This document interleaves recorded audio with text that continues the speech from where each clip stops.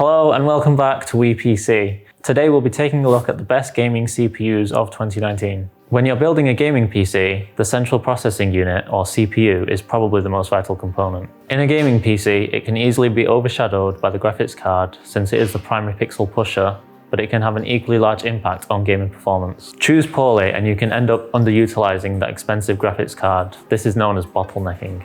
Today we'll look at 6 CPUs for varying budgets and mention suitable graphics cards to make sure you aren't overspending on either. For the longest time, people chose Intel due to its better performance and lower temperatures, but we were stuck at 4 cores on the mainstream desktop for the best part of 10 years. AMD has since shifted this paradigm with the release of Ryzen. Back in June of 2017, the Zen architecture finally hit the desktop with the 1800X flagship, an 8-core, 16-thread monster for $500. It was a massive improvement over the FX line of CPUs and finally challenged Intel, something that hadn't been done since 2005 with the Athlon 64X2. Now in 2019, 2 years after the initial Ryzen launch, AMD have doubled core count again with the 16-core, 32-thread 3950X.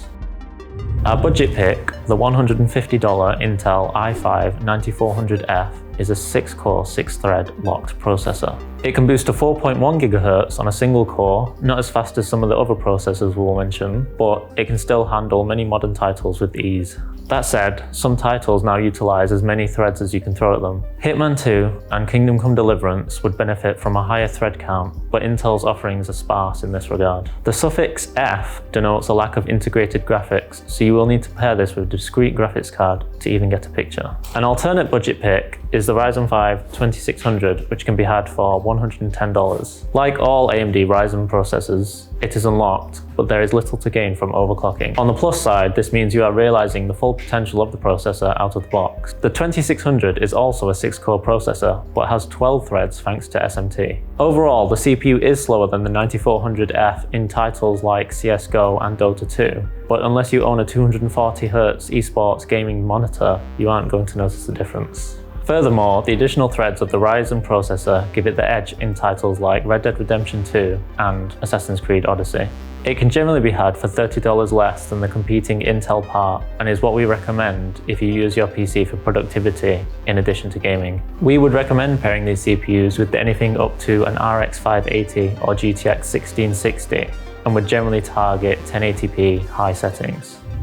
AMD's Ryzen 5 3600 processor takes this easily. IPC is a good 15% higher than the 2600, meaning titles like CSGO and Rocket League with a good single-core dependence see comparable performance to the Intel CPUs, something that previous generations of Ryzen would trail in. We opted for this over the i5 9600K since they are similar in performance, but the Ryzen has 12 threads instead of 6, which will help a bunch in upcoming titles, especially open world ones. There's only a $50 difference between this and the i5-9400F, so unless you can put that money towards a better graphics card or you're on a tight budget, we'd recommend getting the 3600 from AMD. For this CPU, we'd recommend picking up something like the RX 5700 or 5700 XE or a GTX 2060 Super from NVIDIA.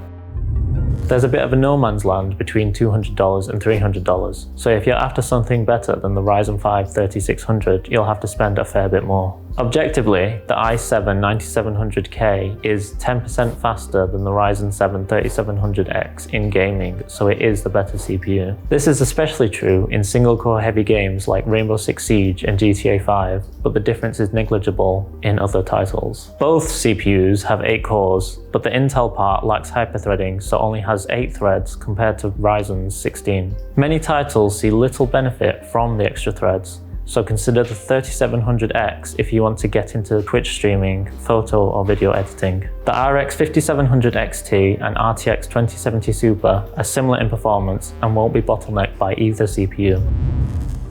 For an all-out gaming system, the 9900KS from Intel is the best CPU that can be had right now. All cores can boost to 5 GHz, and with its excellent IPC, it will provide the best experience in all titles, be them single-threaded like CSGO or multi-threaded like the recent Red Dead Redemption 2. The Core i9 is the only CPU of Intel's 9th generation lineup to feature hyperthreading, so the 9900KS does have 8 cores and 16 threads, making it as versatile as the Ryzen's, though it does come with a hefty $600 price tag.